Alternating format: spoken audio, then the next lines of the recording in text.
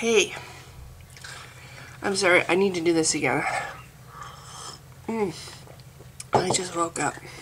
I have 50 of these things. It's a huge undertaking, so I feel like I need to at least do one of these a day. And I've already lost 3 subscribers. Normally, I might have one drop off, in a day. I figure maybe I post too often, maybe. I don't know. I don't care. It's like, I remind myself it's not about that. I do this for me because this is a great outlet for me. Anyway, sorry. It's morning. I just woke up. It's going to be gorgeous today. I'm hoping to take my motorcycle out, and because it's gorgeous today. But needless to say, it's morning, and I have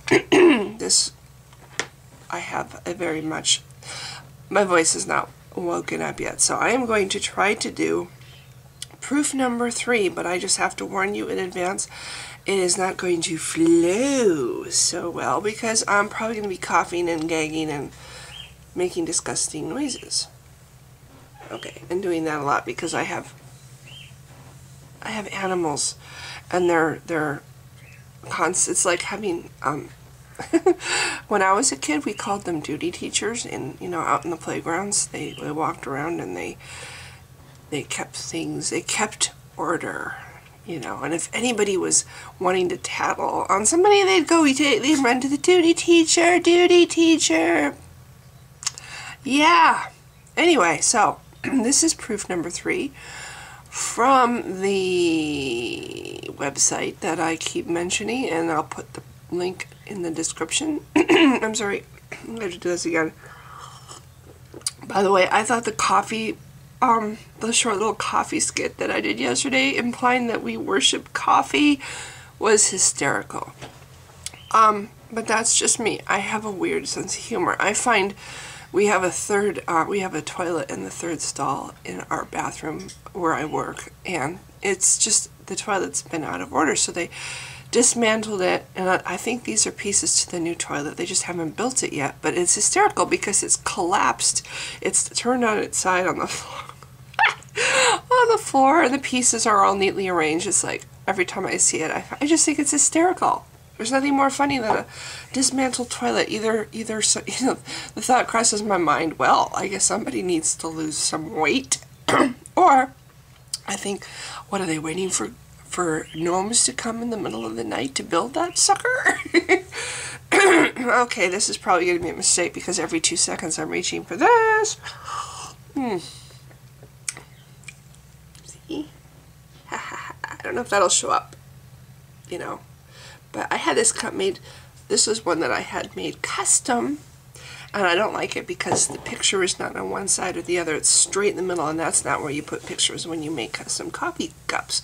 Okay, so this one is called, again, apologizing for all the that will happen through, okay, I already did the intro, and I already started trying to read proof number 3, but then I screwed up, so I have to start over, but I'm going to splice in my intro that I had before because I like it, so I'll just start. This is proof number 3 from the website that I mentioned before. Link is below. This one is called Look at Historical Gods.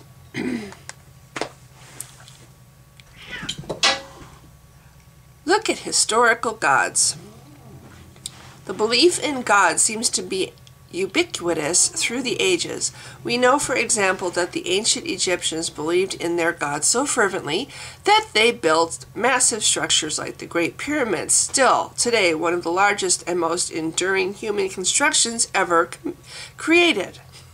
Despite that fervor, however, we know with complete certainty today that the Egyptian gods were imaginary. There is no evidence of their existence, thus we do not build pyramids anymore, and we do not mummify our leaders. More recently, we know that tens of millions of Romans worshipped Jupiter and his friends, and to them they built magnificent temples. The ruins of these temples are popular tourist attractions even today. Yet we know with complete certainty that these gods were imaginary. There is no evidence for their existence, and thus no one worships Zeus anymore. Much more recently, we know that the Aztec civilization believed in their gods so intensely that they constructed huge temples and pyramids. In addition, Aztecs were so zealous that they were sacrificing hundreds of human beings to their gods as recently as the 16th century. Despite the intensity, however, we know today that these gods were completely imaginary. The Aztecs were insane to be murdering people for their gods. Killing a person has no effect on rainfall or anything else. We know that, and there is no evidence whatsoever demonstrating that the Aztec gods exist. If the Aztec gods were real, we would still be offering sacrifices to them, and these sacrifices would be effective. Today's God is just as imaginary as were these historical gods. The fact that millions of people worship a God is meaningless. The God and the Jesus that Christians worship today are actually amalgams formed out of ancient pagan gods. The idea of a virgin birth, burial in a rock tomb, resurrection after 3 days, and eating of body and drinking of blood has nothing to do with Jesus. All of the rituals in Christianity are completely man-made. Christianity is a snowball that rolled over a dozen pagan religions. As the snowball grew, it freely attached pagan rituals and beliefs in order to be more palatable to converts. You can find accounts like these in popular literature. The vestiges of pagan religion in Christian symbology are undeniable. Egyptian sun discs became the halos of Catholic saints. Pictograms of Isis nursing her miraculously conceived son Horus became the blueprint for our modern images of the Virgin Mary nursing baby Jesus. And virtually all the elements of the Catholic ritual, the mitre, the altar, the doxology, and communion, the act of God-eating, were taken directly from earlier pagan mystery religions. Nothing in Christianity is original. The pre-Christian god Mithras, called the Son of God and the Light of the World, was born on December 25th, died, was buried in a rock tomb, and then resurrected in 3 days. By the way, December 25th is also the birthday of Osiris, Adonis, and Dionysus. The newborn Krishna was presented with gold, frankincense, and myrrh. Even Christianity's weekly holy day was stolen from the pagans. This article points out that it has been noted since antiquity and in modern scholarship since the 19th century that Jesus Christ has striking parallels to other deities worshipped in Hellenistic religion, specifically to the cult of Dionysus in the Greek mystery religions and with the Buddha. The article goes on to demonstrate striking similarities between Christianity and the religions that came before it. It is extremely hard for a Christian believer to process this data, but nonetheless it is true.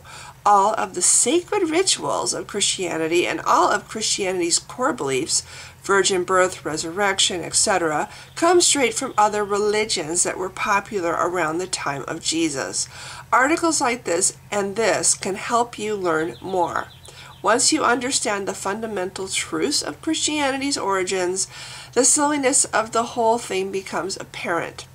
Obviously, the pagan believers from whom Christianity derived its myths worshipped gods that were imaginary. If gods such as Horus, Ra, Mithras, etc. were real, we would have proof of their existence and everyone would be following those gods.